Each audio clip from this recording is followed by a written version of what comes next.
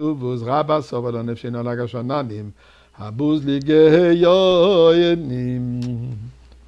Prière, tzedaka, pour la sécurité, la délivrance de nos chers soldats en Eretz Israël, de nos otages et de nous tous. Et Ribbon Shalom, comme on a parlé hier, que ça soit rapide. Ça suffit. Ce galout, ce danger, ce défi que nous vivons présentement, il est dur. Nous, change-le. Et mes chers amis, nous devons être capables de mettre notre attention, le focus, sur le bien qui en sort.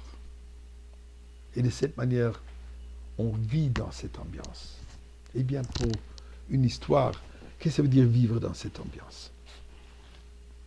Nous savons que le rabbi, dès son arrivée aux États-Unis, en 1941, jusqu'au dernier jour qu'on l'a vu ici sur Terre, jamais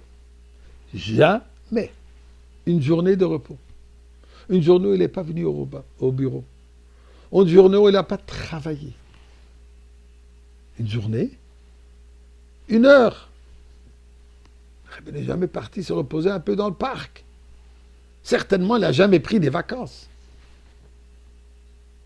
D'ailleurs, un jour où le rabbi est rentré pour souper avec la rabbinite, et elle attendait d'habitude à l'entrée, le rabbi voit qu'elle n'est pas là.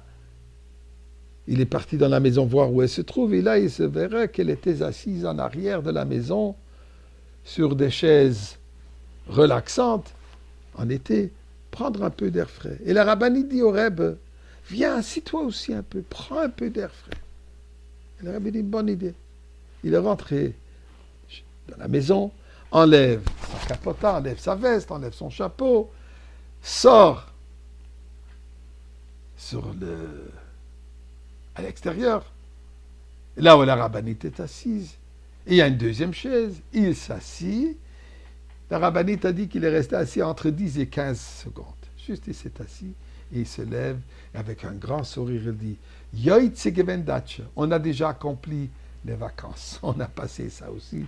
Il est rentré chez lui, le rabbinite qui l'a suivi, ça c'était les vacances. Mais dans les années 1950, un jour, en été, le Rebbe a décidé qu'il va aller visiter le camp Gan Israël dans les montagnes de New York. Mais ils n'ont pas averti le camp jusqu'à quelques heures avant qu'il arrive.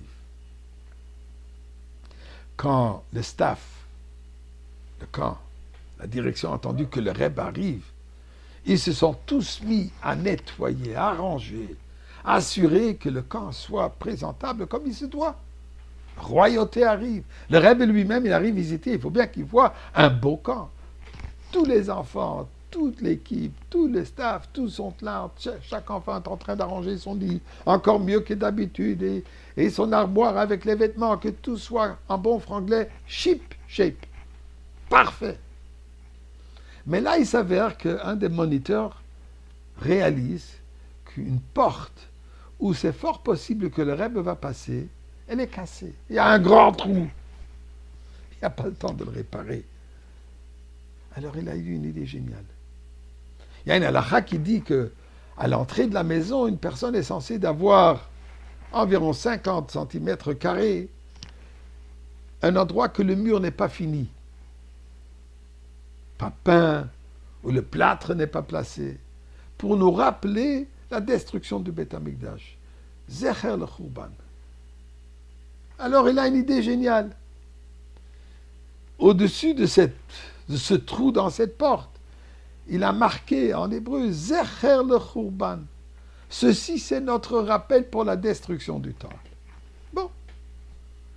Il s'avère que le Rebbe passe par cette porte, voit cette écriture, et le Rebbe s'arrête et dit Zecher le Khurban. Est-ce qu'on a besoin de quelque chose pour nous rappeler la destruction du temple? Est-ce qu'on a besoin de quelque chose qui nous rappelle qu'on est en exil?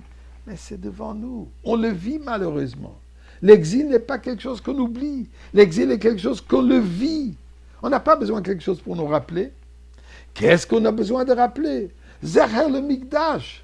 On a besoin de quelque chose qui nous rappelle pour la reconstruction du Beth Amikdash.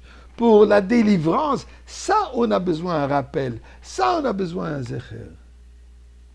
perspective.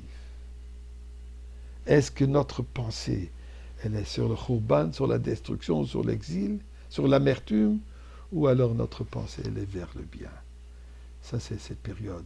Notre perspective, notre vue, notre focus doit être Zecher le Mikdash. Ribbon Shel Olam, toi, tu n'as pas besoin qu'on te rappelle quoi que ce soit. Alors, je t'en prie, donne-le le Mikdash, qu'on n'a pas besoin seulement de se rappeler de livres visionnés, mais qu'on le voit déjà physiquement au Beth HaMikdash. Shabbat Shalom.